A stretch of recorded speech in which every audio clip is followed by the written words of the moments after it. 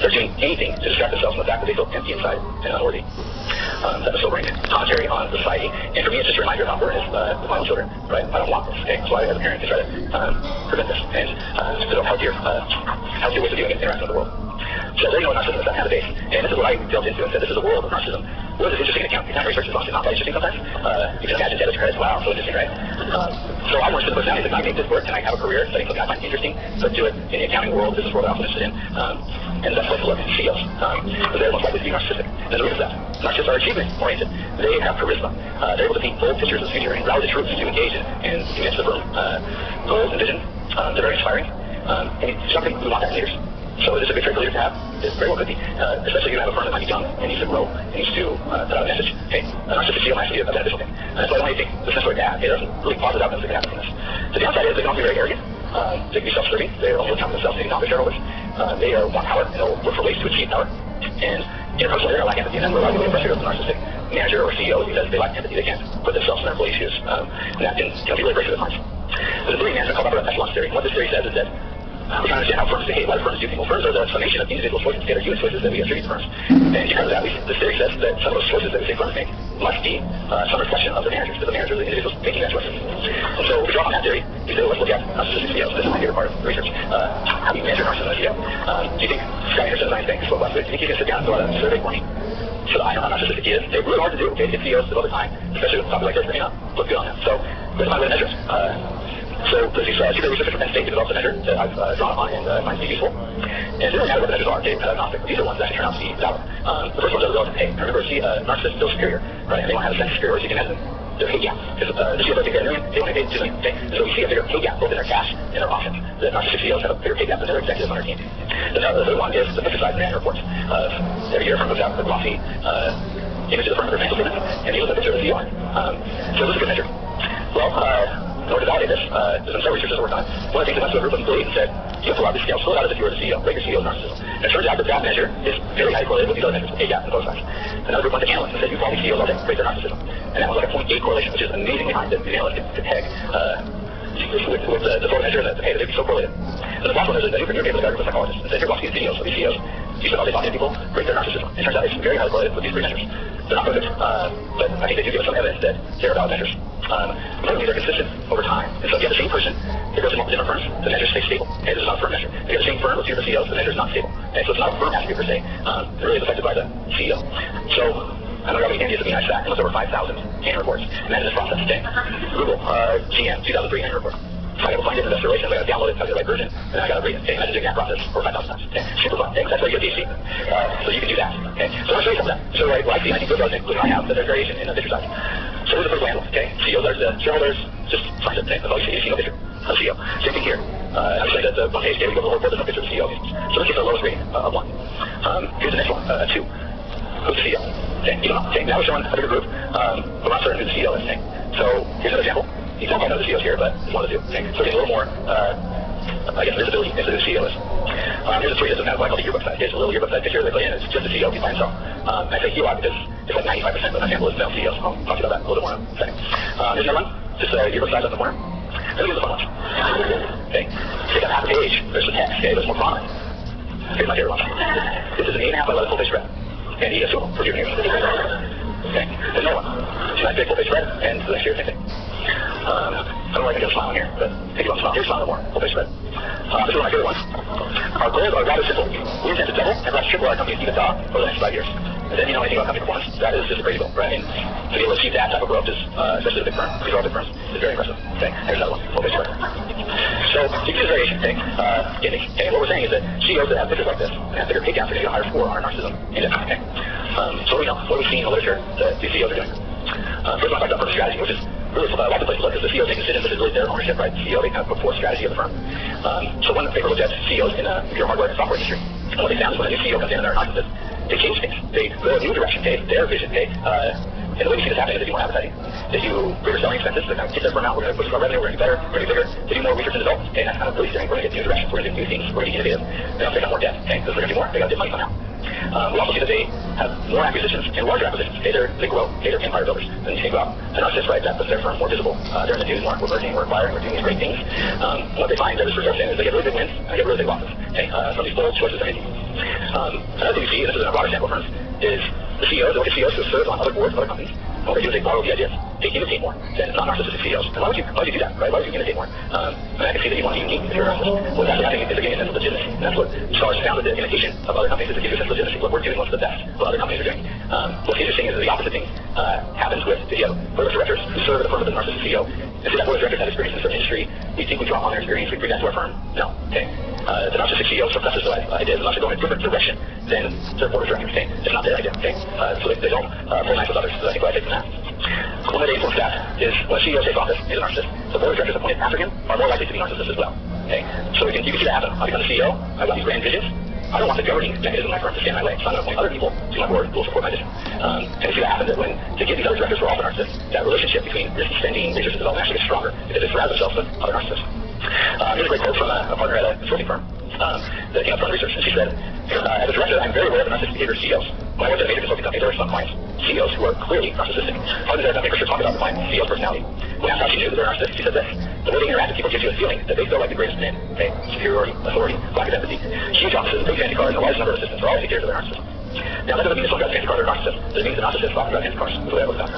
Okay, so there are big mergers and acquisitions. We just talked about that. They initiate a lot of things. Okay, that's the research development. But they don't care about the details. You can tell they take criticism as personal attacks. Okay, so there's some personal experience that's very consistent with what we've seen through research. One thing that happens when they go through these big wins, big losses, they incur big losses. And research has shown that, interestingly enough, they don't profit, they don't. Usually when people incur loss, they have some sense of fear or conservativeness or response to loss.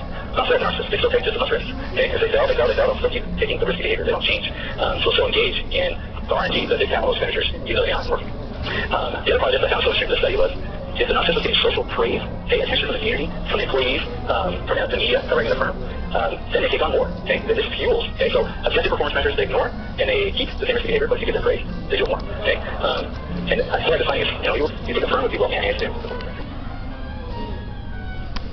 I still find it amazing that we find that effect in the research that's so strong that one individual, okay, can get social praise and that affects another firm spend money. One of the things I'll do, and this kind of captures the attention seeking, I want to be praised for the work I do, is there's this movement in business, corporate social responsibility. We're going to engage in green, environmentally concerned efforts. We're going to be involved with charities. What a great way to get attention, right? To get press, to get people doing media sentiment on your firm. And so narcissistic CEOs actually spend more money on corporate social responsibility. Even though it's not most successful at firms, they do spend more money trying to get this attention in image reinforcement. All right, now this one's actually from my own research. And the way that came about was my first year summer paper as a PhD student. I said, what am I going to work in accounting? Well, most fundamental thing in accounting people care about is earnings per share. And this is what analysts forecast for firms. This is what you often see on news feeds, the need or deep earnings data. This is earnings per share. This is a fundamental number for accounting. So the question was, well, not just have this mixed bag where sometimes it could be really good attributes to a firm, other times it might be bad attributes. So what's necessarily their performance? Okay, so far we just talked about strategies, not necessarily performance. We'll find that they actually have higher earnings. And it follows from valuation models that have higher earnings. You should have higher stock prices, and guess what? They have higher stock prices. So we don't want that, right? Do you want more earnings? Well, higher stock prices, that's good for everyone. Part of the challenge is the way to achieve this. So we'll get into technical accounting on this, but earnings is the numerator, shares outstanding is the denominator. So what we did is look at how they affect those two spots. So the denominator, you can affect shares outstanding by buying shares. Your firm can go buy your own shares of that are on the market, and you can reduce the denominator, which should make earnings go up. Okay, it's kind of a false way to make yourself look better. We don't find that narcissistic CEOs do this, and they don't manipulate the shares. So you look at the numerator and say, cool, what affects earnings? Okay, it could be accounting, there's judgment accounting. They can make different accruals, is what we call them. And we don't find any evidence that affects accounting accruals. So this is their way, and that's where you can make real business decisions to affect how your earnings are reported. Such as inventory production decisions. If you build your inventory, okay, the way accounting works is people sell the cost on your balance sheet. And they just get stuck there until you sell the goods. And so if you're building inventory, and so this is a way that narcissistic CEOs can make their earnings look better than the cost on their income statement. But they get stuck with those costs on their balance sheet. So they look better. Okay, but this is a short-term fix. Well, surprisingly enough, narcissistic CEOs have shorter tenures than non-narcissistic CEOs. Okay, I think I better look at it and I'm going to move on to the next great thing. So that's what's out of that paper. I said they didn't affect the accounting per se, but in the extreme, there's other ways that just accruals to affect your accounting. We find that they actually are more likely to commit fraud, an intentional criminal misrepresentation of what your financial statements are. So narcissistic CEOs, here's that key, in fact, time for it. If they can't do things with strategy or real decisions, well, I'll just change the numbers intentionally and criminally do that. Here's another one thing I find interesting. This is one of my own papers. We asked the question of, well, there's this tax behavior. And one of the things that a narcissistic CEO needs, right, as opposed to take on more debt, well, they need cash. If you're going to buy the firms or engage research development, you need cash. Well, one of the best ways to get cash is to not give it to the government through taxes. So we said, let's go find out if they pay less in taxes. And sure enough, they use corporate tax shelters, which is a fancy way of saying they avoid more taxes. They structure their firms, their policies, where they're located, they avoid tax planning techniques. Some of them might be, they're perfectly legal, some of them are questionable. They do this before taxes. Why? So they get cash. Okay, the bottom area, you see they get on average $33 to $78 million less paid in taxes. That's real dollars they can then use to fuel whatever else they want to do. The other part of this that's a really technical thing in accounting, but if you have uncertain tax position, which is to say, I'm going to put this on my tax return. I'm not sure if the IRS is going to uphold it. And in accounting, we just say it's more likely than not. You can do it, okay, but you have to book a reserve, which is to say, we may not get this benefit, but we could. Okay, it's what are called UTPs, uncertain tax benefits. Okay, and narcissistic CEOs have more of these, which means they take riskier tax positions, which we may not uphold. Okay, but if you've got a legal process involved there, it takes years, right? The IRS is going to audit it. You have that possibility. Then they have to negotiate in court what are we actually going to pay, what should we pay. So this is going to take time. So this is a really easy way for a narcissistic CEO to free up cash by taking an uncertain tax position, and you may not be around when it actually comes back for reverses. Now, most narcissistic CEOs are male. Or most CEOs are male. Most CEOs are male. That's a talk for another day. But there are female CEOs, and so there's new research from some faculty here at Utah State where we're looking at what happens with the female CEO. And this is really interesting because personality traits manifest differently across gender. So you have a high narcissist male, high narcissist female. They're going to be perceived differently, even though they engage in the same behavior. Women leaders who display these narcissistic tendencies are perceived by men subordinates as less effective leaders than deeply narcissistic men leaders. Okay? And I'm not sure what is the full thought behind that. It's just to say that the male and female leader are perceived differently, doing the same behaviors. Organizations that women CEOs have it down to be more equity-based, they're fair, they're more transparent. And then finally, one of the things that limits often female CEOs is they don't have support. They can't implement their decision often as a lone female. And this research shows that a second female on the board actually really benefits. They're a lone female, they call this token status, but they're only female, and they have a hard time implementing their decisions. So let's look at this with narcissism. And what we find is that women CEOs are just as likely to exhibit narcissism as male CEOs. So it's not differential there. But what is different is that the narcissistic women CEOs don't engage in this risk-taking, the spending of research and development on capital expenditures that female CEOs do. And they don't engage in the questionable behaviors that female CEOs do. So we see a complete opposite result with female CEOs. And likely because, they're just not able to carry their vision because they're female and they're perceived differently than the male CEO. One of the questions we ask is, given all this behavior that we see CEOs and narcissists engaging in, there's other parties to this, that are observing and engaging with those firms. Are they picking up on this? Are they aware that that firm is engaging in behaviors because of the narcissistic CEO? So first, this is a very accounting one. The auditing world. The auditors have to go and check the financial statements, are they accurate or not? So auditors use this audit risk model. The audit risk model is three components: inherent risk, control risk, and detection risk. Inherent risk and control risk are just assessed by the auditor. They go in and say, what's the business risk of this company? What's the likelihood there might be fraud in this company? Do they have a risky business that might put more pressure? We just assess the inherent risk. Then they assess the control risk, which is all the procedures and policies in place to make sure that financial accounting is done properly. So they get assessment of that. And then they accept this last part, the detection risk. So the inherent risk is high, and control risk is high, but the detection risk is going to be set low, which is the risk that they're not going to find what they need to. Okay? So if they set the detection risk low, they have to do more work. They got to go look at more accounts receivable, they got to go look at more inventory, they got to do things tighter because they're uncertain. Okay? So we argue that narcissistic CEOs have a higher inherent risk. Okay? Their business risk, the way they're engaging in business is riskier. There's more pressure at the firm, where people might be more likely to engage in fraud. There's also tests to see if they're higher control risk. We find that they have more control weaknesses, where their controls don't work, so they can't rely on them. They have to do more work as the auditor. So we find the auditors charge higher fees to narcissistic CEOs from doing more work. And for the sector, I think it's on average about $120,000 more in fees paid just because your CEOs are narcissists. So that's again real money and costs going out. So the auditors take it on as part of their process. One of the other things that we're currently working on is what do analysts do? Okay, so analysts see these projections for CEOs. This is a developing paper where we find that analysts have taken a look at fault. That the CEO puts out a projection, they will far back their own projections because they know narcissists are full of stuff, is what we're finding. So I think the question we need to ask in this forum is, are they effective? And I don't know if the answer is clear. All the research I've done or read about, I see that there are some really positive performance outcomes where some strategy might be developed and be a really good thing to have this vision and charisma put forth by a narcissistic CEO, but it's also detrimental because they'll do things that are in their own interest, not the firm's interest. The performance outcomes are really sticky because what I see is that their performance is actually better. And it's hard to argue, and that's maybe why we keep seeing narcissistic CEOs going places because their performance is better. You can put up with the bad interpersonal, right? You can deal with the angry boss because the performance is better. So that was a little unclear. In the extreme form, right, we might see that they do questionable things in their taxes. They engage in fraud, and obviously those are things we would not want in a firm. The overall conclusion I take from this is that tolerance matters. Who your firm leader is a significant effect on how your firm implements choices, what choices it makes, the vision it takes, and how to run. It really has a significant effect.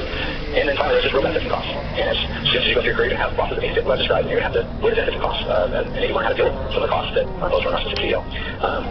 So with that, I'll open up any questions we may have. No great running time.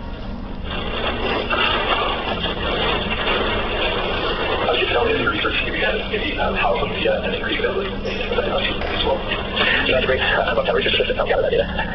What I do know about social media is not necessarily at the firm level. There are studies that are being done about how they post, right? They'll mention themselves more, they'll put more selfies up, they'll have more foul language in their posts. And that might be something where I've had this world is employers look at your Facebook pages in that area. And so you want to be aware that those things could affect your future career track.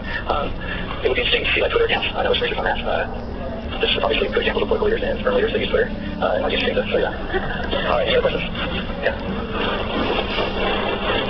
Just looking at growth in national time, I wonder, is there any indication that growth is being done more social acceptability of narcissism or more accepting of that trait nowadays, or should true growth in narcissism control for the acceptability of that trait? Great question. So I think the best study, that's the Mirror Effect book. What they did is they looked at celebrity narcissists, and they showed that celebrities have higher narcissism than the average population, higher narcissism than the average MBA student. And what they argued there is, we kind of accept celebrity behavior. People have very extreme, Charlie Sheen or someone very dysfunctional behavior that is mirrored by youth because they see it as successful. So I think the proliferation of tolerance of celebrity behavior certainly contributes to we accept that narcissism. We think that's normal. It's not normal. But the way media portrays it, it is normal. How about any research of personnel or what he has been over the using for people or the one thing I know from the data is just the CEO level, that the CEO will turn over more often. I haven't looked at their causes, actually really study.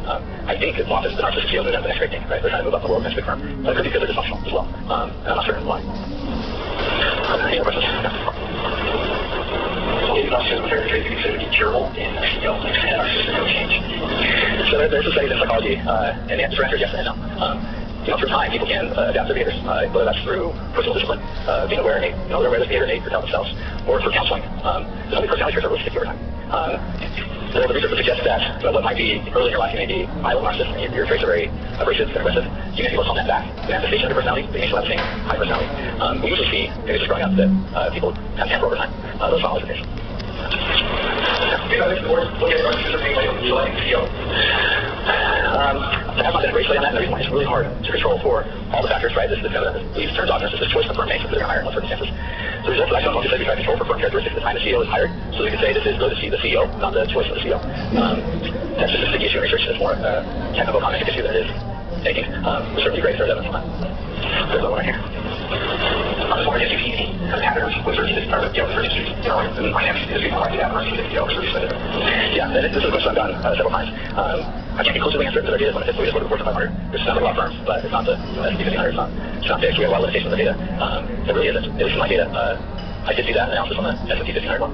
There's sort of apparently you'll see some in the energy industry or the entertainment industry. I think it's just more about being a CEO than anything. Any other questions? Okay, great. Thank you for coming today.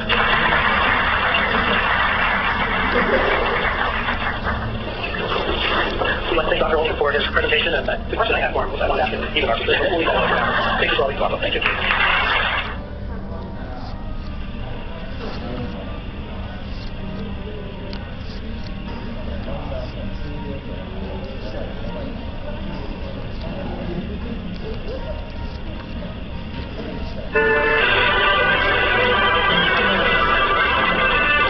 Great pleasure to know Scott. He's a friend of Huntsman School. In fact, this space that we're in right now, the L. Tom Perry Pavilion, which Scott opens up to another third, a little bit farther, named in honor of our great alumnus, Elder L. Tom Perry, was supported in part by Zions Bank. By way of introduction, Scott is known around the state as Utah's unelected governor. He's involved in everything. There isn't a good cause that Scott, in some way, hasn't been involved in. And he serves on so many different boards. Governor Herbert said that rarely an event that is designed to help Utah businesses, families, or communities in which Scott is not involved. He says, my theory is that the guy has clones who happen to be every bit as friendly as he is. Scott's family heritage includes Everett T. Denson, who was an early pioneer here in Cache Valley, and also Major Howard Egan, who was in charge of the Pony Express from Salt Lake to Reno. So his family goes back quite a ways. His father was a very eminent judge here in Salt Lake City, a federal judge, Judge Walter Anderson. Scott is married to Jessa Lee Marlowe Anderson, and among his many, many honors and distinctions are that he and Jessa Lee were honored as distinguished service with the Distinguished Service Award from Utah State University in 2007. So won't you join me in welcoming Scott Anderson to the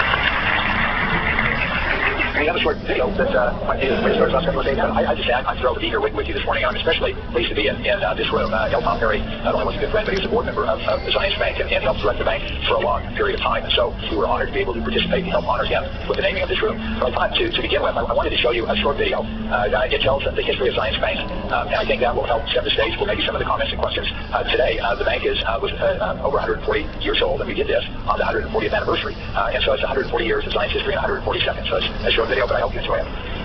140 years of Zions Bank history in 140 seconds. It all started July 6, 1873. Governor Brigham Young, Utah Territory, considers organizing a savings bank in Salt Lake Valley called Zions Savings Bank Trust Company. 40 years later, the bank was incorporated with a capital stock of $200,000. A lot of money. Big extra bank on the board. October 3, 1873, David North School opened cashiers recording funds of almost $6,000 by 46 deposits. $6,000 back in those days was nothing to say that. During 1889, financial assistance for the bank helped launch several investment firms that later became Tech Copper, Union Pacific, Utah Power, and Allen Fuel. Given that Salt Lake industry, Utah was served by 9 formative years. In 1960, a bigger bank was created in rural Utah to save money on shipping materials. 80,000 agents immigrants in Salt Lake City were grafted paper and garden mailboxes. They traveled more than 420 miles by parcel boat, much cheaper than sending them by freight line. After this done, the U.S. Postal Service was waiting for the buses to ship this. Today, Zions Bank for a long time was the only bank in the country entirely shipped by mail. After the Great Depression, many banks across the nation closed involuntarily. In February of 1932, 40 depositors withdrew $1.5 million in 2.5 days, prompting state president, you were secret. They decided to win. Sure, there was no favor made in the state or the nation. By the end of the month, total deposits exceeded withdrawals. Without that science, this video probably would have ended here. What do we say? On December 31st, 1957, Science Savings Bank and Trust Company, Utah Savings Trust Company, and First National Bank of Salt Lake City merged to form Science First National Bank. Also, the apostrophe in Science was dropped. I never really liked that apostrophe anyway. A few years later, April 2nd, 1960, the Church of Jesus Christ of Latter-day Saints sold the majority of control of the bank to Keystone Insurance Investment Company. I guess that's what they call separation of church and state. Skip ahead to a more recent time, June 1991. Science Bank started annual trading called Analog, where bankers dropped the balance sheet to pick up team brushes, destroying together, sprucing up the homes of the elderly and disabled. This event always brings up finances that early. In July 1997, Jeff State learned what decision-making for the Science Bank Idaho. Who doesn't like Idaho's funds? Today's Science Bank was on 20 currency water, locations throughout the communities of the time. Literally half of the business. And that's 140 years of Science Bank history in 140 seconds. Okay, that's great. That's great. Way to get us into the thing. We want to talk about banking in Utah and economic development a little bit, Scott. But I noticed in that video that Pinathon, you were there with your paintbrush. That started just shortly after you arrived at Science Bank. We did it about 25 years, 26 years, and we paint about 50 homes a year, and we get almost 3,000 people now. So not only just the employees, they come with their families, and some of the employees are here, and we paint homes in communities all throughout our market, Utah and Idaho. Well, I think that was in June or July of 1991, and you arrived at the bank in December of 1990. And you came from Bank of America, and you had been in San Francisco, and before that you were in Japan, and then before that you were in San Francisco with Bank of America. So we're working back a little bit. My understanding is your master's degree is in economics and international affairs from Johns Hopkins. You have a bachelor's degree in philosophy and economics from Columbia. You did attend the University of Utah for 2 years, served in LDS Mission to Tahiti, and someplace along the line in there you also spent a year at the University of Bologna in Italy. So you picked up French, Italian, Japanese along the way at one point. Okay. I mentioned something about your distinguished forebears and your honored father and mother. I didn't mention that yours was a bipartisan family. Your mother coming from a strong Democratic family. The Wyman's and her brother was a candidate for governor in the state. I remember when he ran, was in 1968 or Yeah, it was. And he ran for Senate against Wallace Bennett and lost both. Yeah, well, we have something in common with that in our family. I had a father that ran and lost for governor, and I ran, as you know, for the Senate and lost badly. Scott, take us a little bit through your developmental years, if you would, before we get into banking and what you're doing now. What was it that interested you in economics to start out? Well, I was always intrigued with the sort of multiplier effect of money and how people can deposit money in banks, and then the banks can take the money and lend it out 7 times, and it just has a huge economic impact. And I went to school, as you mentioned, at the University of Bologna for a while, and when you're there, you realize how important trade and finance have been to the development of the world. I think Bologna is the oldest university in Europe. It's the oldest university in the world, and they have a very good sense of history and the history of finance. And so they go back to where the merchant princes, actually started the banking system. If you go back early enough, people would carry around their gold or whatever they were going to barter with, and then they realized that they didn't have to carry it around, and someone would keep it for them and give them a slip of paper, which became checks that they write on. And so the banking that we know, they came from those early Italian merchants. And it always intrigued me how the money can grow and expand and build on the trust that when you need the money, you'll get it. But when you don't need it, it's out there being multiplied to help business grow. Yeah. So the money multiplier is what really drew you into a study of economics. You also studied philosophy along the way and international relations. Tell us a little bit about your interest in those topics. Well, I love to read, and I love to read the books of some of the European philosophers. I like to see how they thought and how they sort of pieced together the history of humankind and how it developed. And so when I had the chance to go to Columbia University in New York, they had some of the best professors of philosophy in the world. I was able to take courses from them, and I graduated with a degree in philosophy, as you said, but also economics, because my parents said, you can never earn a living as a professor of philosophy. Good counsel. And the international relations, you've obviously lived all over. I think you were in Japan for 7 years or something like that. What is it about international affairs that are of interest to you? Well, I think going back again to my experience in Italy, and you saw how much of the development of the world really has come from trade. If you go back to the time of Cleopatra, here Egypt was the wealthiest country in the world. She was probably the wealthiest person in the world, and then it moved. Cleopatra, and then it moved. And I had a professor in the University of Bologna who was a communist. Bologna was the largest communist city in the free world, free elected as a communist government. But his contention was that if you look at Columbus, when he knew where he was going, and it wasn't to prove that the world was round. It was to find the lost tribes of Israel, because he was a professor. He had a Jewish background, and he thought if he could find them, that he could trade back and forth and have make an immense fortune. And so much of the world is based on this trade. And as you see the world develop, it's become so flat and so interconnected that it's fascinating. So this was a Marxist professor who was telling you about trade. Yeah. And what else did you learn from this Marxist professor? Oh, yeah, it's interesting. The trains ran on time in Bologna, though in Italy they were always late on Sunday. Yeah, except Mussolini was the dictator. This is a rather snarky comment, so I hesitate to make it, but you did transfer from the University of Utah to Columbia. Had you stayed at the University of Utah, there were plenty of Marxist professors for you. That's probably true. I took some classes from them. One, Walter P. Reed, a great philosopher, Professor D. Scott, you come from a family of 6 boys and 1 girl, and your brothers are all very distinguished in their own professions. You have, I think, 3 who were doctors, and 2 who were lawyers. Is that right? One who's a doctor. Yeah. Is he the guy who's staring out at me and that billboard? He's like on the north on I-15 here, knows the program. Yeah. But at least he's not an ex-murderer. Yeah, that's good. So, Scott, your grandmother said that of you that she thought that you were probably the only non-professional in the family. You were very far too entrepreneurial. I also know about your relationship with your grandmother and why she might have said that. I had a fabulous grandmother, and we would spend the summers with her. She had a summer home up on Hudson Lake, just outside of West Yellowstone. Was this heavy? Was this heavy? Very, yeah. But she believed in education. She never dropped John, and I don't think she actually graduated from high school, but she believed in education. She was just a hungry reader. And anyway, she told me that she was disappointed that I was her only grandson that wasn't a professional. I didn't have a doctor of my name or an attorney after. Well, yeah, I hope to have the chance to meet Denise someday because I want to assure her that maybe we can arrange to have you get honorary contact here at Utah State. So take a note of that. Let's make a note of that. What do you think? Our mission here at the Hudson School of Business is to develop leaders of distinction in commerce and public affairs, and there's no one that simplifies that word. So we're just really honored to have you here with us today. Scott, you are so involved in community affairs. Help us understand why you devote so much of your time to community affairs.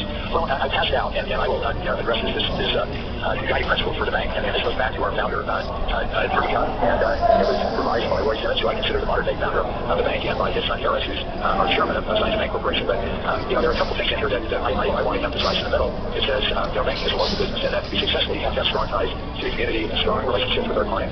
And then at the top, it says our goal is to create value for our clients, value for the communities, value for the employees, and obviously value for the shareholders who have invested their capital in our organization. And to create this value and to help our clients, we need to be conservatively entrepreneur, and we need to do things that will help our clients grow and develop, whether they be a consumer, whether they be a business, and to provide economic opportunities for them that will allow growth. And so we are very much attentive to the community. We think it's part of the role of being a community banker. But on the other hand, it's sort of selfish that if everyone prospers, hopefully people will come back and do more business with us, and then we'll prosper. And then our customer stories make our story possible, and we live in a very community. And so going back to the very beginning, when bringing us down to the bank, he said that he wanted this bank to be the heart and soul of the community and to be recognized as a significant contributor to the community. And I think from that founding to today, that really is in our DNA.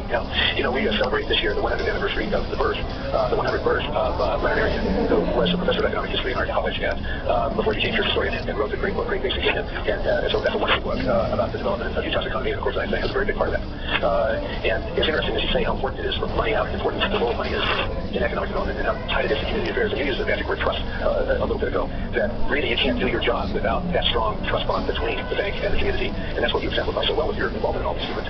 Well, I think that's what our employees do. Again, we have a couple of them out here. Our business is based on trust, and it goes back to the very beginning of banking. That I trust if I give my gold to you, that when I need it, I can get it back. And if I feel like I can't get it back, I'm not going to give it to you. If I don't give it to you, then you can't spread it around. It's really an amazing thing, isn't it? If you try to put yourself back into the time when those deposits first happened, we take it for granted now. I think with you, I never think about it twice. I always know that I can get my money from outside bank if I need it, no matter where I am in the world.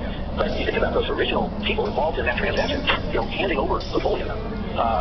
That had to take a lot. It is. It's just trust. You may have noted in the video that during the Depression, there was a run on the bank, and people were lined up. The first day they took out about $2 million, and it was owned by the church, and the church knew that it would fail if they couldn't get more money, and so they posted a note on the door saying, we have plenty of money. It's a safe bank, come and we will, we'll give you whatever you want. And then they sent Heber J. Grant back east to raise additional capital, and he raised $1 million. And when he came back in a brilliant PR move, he had the big cash stacked on the back of a wagon and rode it down Main Street to the front of the bank, and then carried in the money. And so people saw the money come in. They saw this letter from the chairman of the bank, and happened to be the president of the LDS Church at the time, and the run stopped. But again, it was that trust that if you need the money, it will be there. Yeah. Now going back to Bank of America a little bit, it's how you connect there. Talk a little bit about the Bank of America. It was founded by Amedeo Giannini, an Italian immigrant who started the bank in San Francisco, originally the Bank of Italy, and then renamed it some years later Bank of America. Can you tell us a little bit about Bank of America? I think it's the largest bank ever. It's about the third largest bank. When I worked for them, it was the largest bank in the world. And I was lucky that I became very close to Claire Giannini,